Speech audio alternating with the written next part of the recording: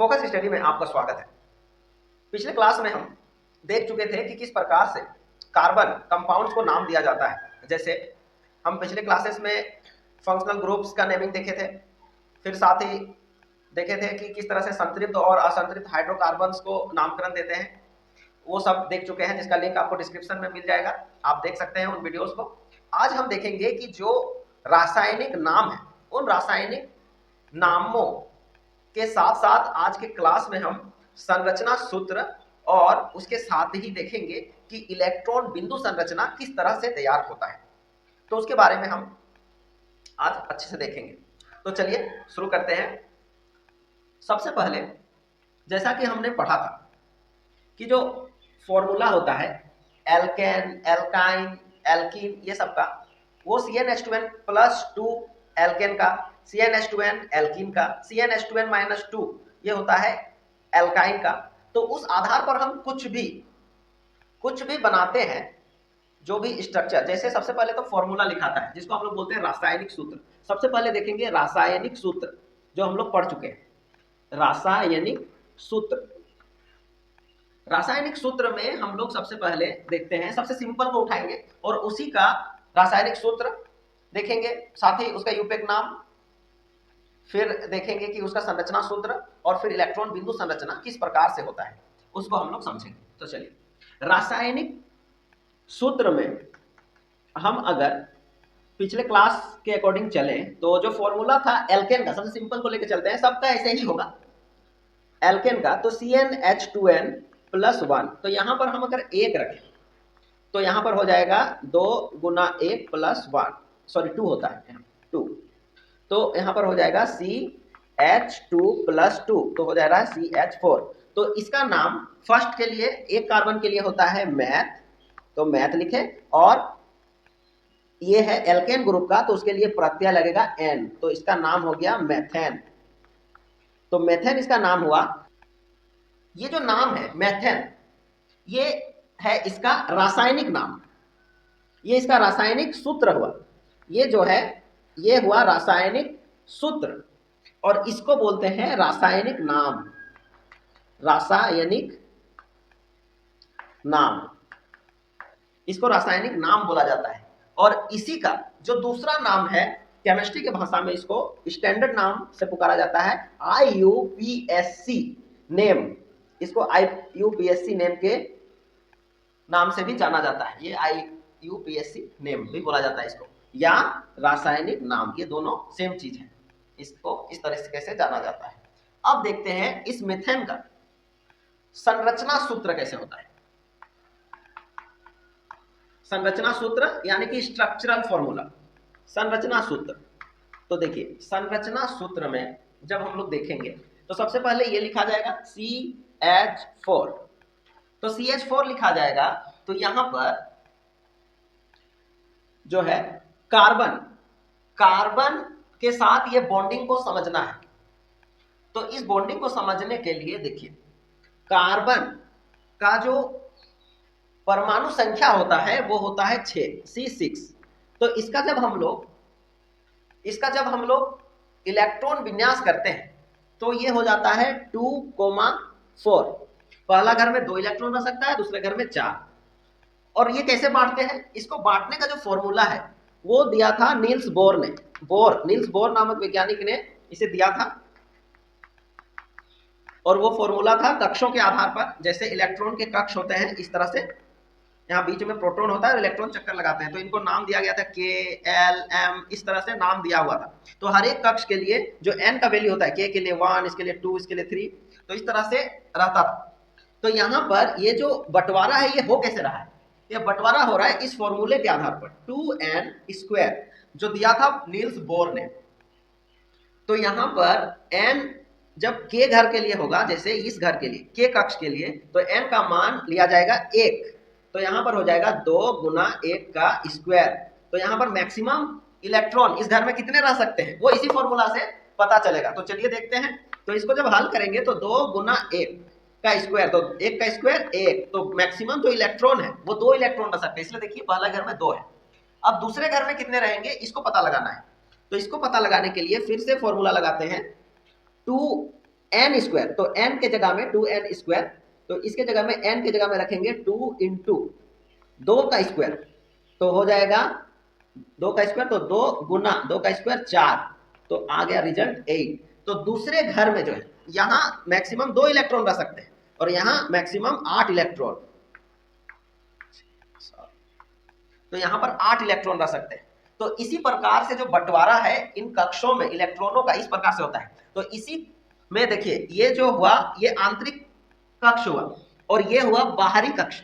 तो यहाँ पर टोटल होना चाहिए 8 इलेक्ट्रॉन किसी भी तत्व को स्टेबल होने के लिए, लेकिन यहाँ पर है कितना, 4 ही है। देखिए 4 ही है, तो 4 है तो इसको 8 बनाने के लिए और 4 इलेक्ट्रॉनों की आवश्यकता है। तो ये क्या करेगा, जो तत्व इसके साथ मिलने आएगा वो उससे साझेदारी करेगा। तो इसी से जो है इलेक्ट्रॉन का जो संरचना सूत्र है इस आधार पर तैयार होता है। तो अब देखिए इलेक्ट्रॉन का संरचना सूत्र देखते हैं। अब चलिए कार्बन के संरचना सूत्र को देखते हैं। तो इसका पहले लिख लेते हैं C6, ये है परमाणु संख्या और ऊपर लिखा जाता है परमाणु द्रव्यमान। तो इसका विन्यास हम लोग किए थे 2,4, 6 हो गया टोटल। अब इसको चाहिए 4 इलेक्ट्रॉन, तो 4 इलेक्ट्रॉन चाहिए, तब जाके ये अगले के साथ साझा करके जो है कंप्लीट होगा, तब जाके इसका 8 ऑक्टेट कंप्लीट होगा, अपना अष्टक। तो चलिए इसका संरचना सूत्र को कंप्लीट करते हैं। तो देखिए C और इसके साथ यहाँ पर है 4 हाइड्रोजन, तो 4 हाइड्रोजन ये इस तरीके से चारों साइड में ये जो है बटे होंगे। ऐसा क्यों होता है ऐसा, अब ये जो बॉन्डिंग है ये हर एक बॉन्डिंग का मतलब, एक बॉन्ड का मतलब होता है 2 इलेक्ट्रॉन। ये 2 इलेक्ट्रॉनों से मिलके बना है ये बॉन्ड, इसके 1 इलेक्ट्रॉन और इसका 1 इलेक्ट्रॉन। तो इसके बाहरी कक्षा में टोटल होता है 4 इलेक्ट्रॉन, तो 4 इलेक्ट्रॉन, तो एक बॉन्ड का मतलब 2 इलेक्ट्रॉन होता है, 2 इलेक्ट्रॉन, 2 इलेक्ट्रॉन होता है, 2।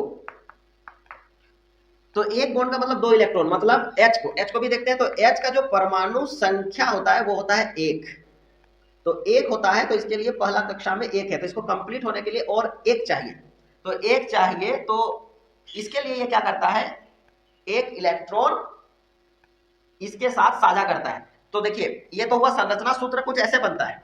अब इसी को हम बदल देंगे इलेक्ट्रॉन बिंदु संरचना में। तो बस इसको, इस बॉन्ड को बिंदुओं में जब दिखाएंगे तो ये हो जाएगा इलेक्ट्रॉन बिंदु संरचना। तो चलिए देखते हैं।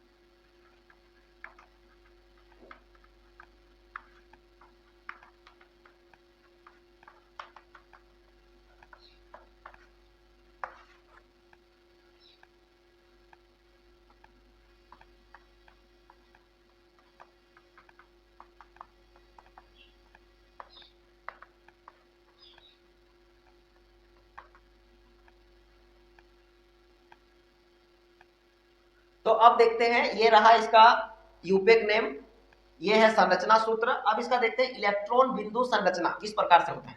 तो देखिए कार्बन का, जिस प्रकार हम लोग को पता है कार्बन का टोटल जो इलेक्ट्रॉन विन्यास होता है कुछ इस प्रकार होता है। इसको चाहिए 4 और इलेक्ट्रॉन, तो ये 4 इलेक्ट्रॉन चाहिए इसको, तब जाके इसका अष्टक पूरा होगा। और हाइड्रोजन को पूरा करने के लिए चाहिए और 1 इलेक्ट्रॉन, तो इसको चाहिए 4 और इसको चाहिए 1। तो इसके लिए ये क्या करेगा, कार्बन के साथ हाइड्रोजन साझेदारी करेगा। एक बॉन्ड का मतलब जैसा कि आपको पता है, एक बॉन्ड का मतलब 2 इलेक्ट्रॉन होता है। तो देखिए इलेक्ट्रॉन बिंदु संरचना में इसी एक बॉन्ड को अगर सजाएंगे तो देखिए इसका इलेक्ट्रॉन को हम डॉट से दिखा रहे हैं और हाइड्रोजन के इलेक्ट्रॉन को क्रॉस से। उसी प्रकार हर एक हाइड्रोजन के इलेक्ट्रॉन को क्रॉस से, इसको डॉट से, फिर यहाँ पर डॉट, फिर क्रॉस। तो टोटल 4 हाइड्रोजन है CH4 में, तो यहाँ पर 4 हाइड्रोजन के लिए इस प्रकार दिखाएंगे। तो देखिए इस प्रकार इसको सजाएंगे, जैसा ये स्ट्रक्चर है इसको बनाने के लिए ये वाला पहले तैयार करना ज्यादा अच्छा रहता है। इससे क्या होता है, ये आसानी से बनता है। तो ये अपना 2 पूरा करने के लिए कार्बन से 1 इलेक्ट्रॉन लेगा, तो इसका जो अष्टक है, इसका जो सेल है वो सेल भर जाएगा। तो इसके सेल को भरने के लिए ये 1 इलेक्ट्रॉन कार्बन से साझेदारी करेगा। तो हर एक हाइड्रोजन इसी प्रकार से साझेदारी करेंगे, तो इस तरह से ये बनेगा, इसका भी ऐसे ही। अब हाइड्रोजन का तो काम हो गया, ये अपना अष्टक पूरा कर लिया, क्योंकि इसको मैक्सिमम 2 इलेक्ट्रॉन चाहिए था अपने पूरे कक्षा को भरने के लिए। लेकिन अब कार्बन, कार्बन के लिए जो है इसको चाहिए 4, इसका संयोजकता होता है तो इसको चाहिए और 4, ताकि इसका अष्टक पूरा हो जाए। तो ये अपना अष्टक पूरा करने के लिए इन चारों हाइड्रोजन से 4 एक एक इलेक्ट्रॉन लेता है, तो इसका अष्टक कंप्लीट हो जाता है इस प्रकार। तो ये पूरा अपना अष्टक इस प्रकार से कंप्लीट करता है। तो देखिए, एक बॉन्ड के लिए यहां पर 2 इलेक्ट्रॉन दिख रहा है, ये जो है इलेक्ट्रॉन है। तो इस तरह से जो स्ट्रक्चर बनता है इसको बोलते हैं हम लोग इलेक्ट्रॉन बिंदु संरचना।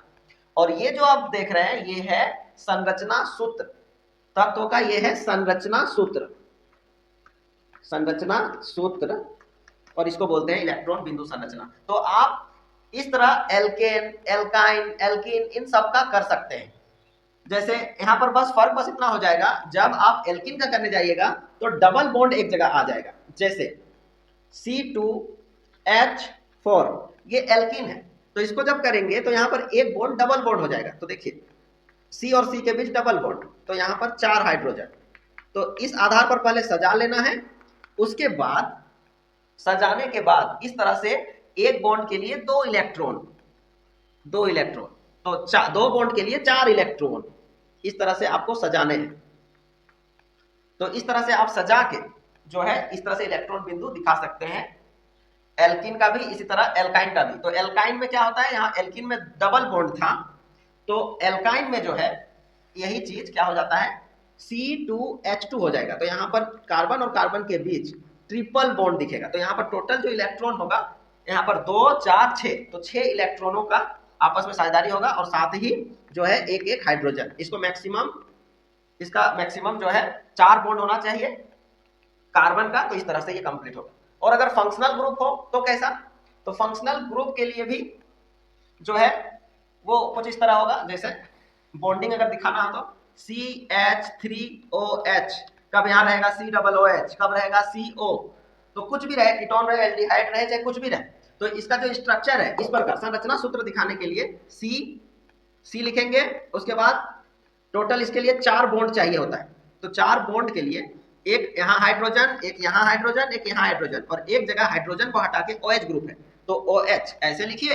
या फिर O को 2 बॉन्ड चाहिए होता है, तो इसको इस तरह से, इस तरह से क्यों, क्योंकि O का जो परमाणु संख्या होता है वो होता है 8, तो इसको करेंगे तो 2 और 6, तो यहाँ पर देखिए 6 है। तो इसमें कमी कितना है, अष्टक पूरा करने के लिए 2 इलेक्ट्रॉन, तो 2 इलेक्ट्रॉन ये चाहिए इसको। तो साझेदारी देखिए, यहाँ एक बॉन्ड के लिए 1 इलेक्ट्रॉन, यहाँ 1 इलेक्ट्रॉन, तो ये 2 बॉन्ड बनाएगा। जैसे ये इसको 4 चाहिए था, 4 बॉन्ड, इसको 1 चाहिए था तो 1 बॉन्ड हाइड्रोजन के लिए। उसी प्रकार सभी तत्वों का अपना अपना जो है इलेक्ट्रॉन विन्यास के आधार पर बॉन्डिंग का स्ट्रक्चर बनता है। तो इस प्रकार से आप इसको समझ सकते हैं, यूपेक नेम, संरचना सूत्र, और साथ ही जो है इलेक्ट्रॉन बिंदु संरचना को आप इस प्रकार समझ सकते हैं। तो वीडियो आपको कैसा लगा, अगर वीडियो आपको अच्छा लगा तो जरूर सब्सक्राइब करें हमारे चैनल को। धन्यवाद।